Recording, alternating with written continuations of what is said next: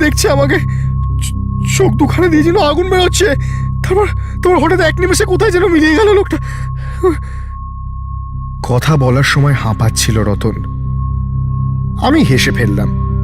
এই একবিংশ শতাব্দীতে দিন দুপুরে ভূত, এসব আজগুবি গল্প যত কম গুরুত্ব দেওয়া যায় ততই ভালো। রতনকে সেদিনের মতো ধমকে শান্ত করলেও কয়েকদিন পরেই আবার ঘটল সেই ঘটনা। একদিন গোঁ গোঁ আওয়াজ শুনে বাইরে যেতেই দেখি অর্ধচেতন হয়ে পড়ে আছে রতন। চোখে মুখে জল ছিটিয়ে দিতেই চোখ খুলে তাকালো সে। তারপর সেই একই গল্প শোনালো আমায়। আজও জঞ্জাল ফেলতে গিয়ে নাকি সে আবার লোকটাকে দেখতে পেয়েছে। এবার একটু সন্দেহ হচ্ছিল আমার, কোনো চোট টোট নয় তো?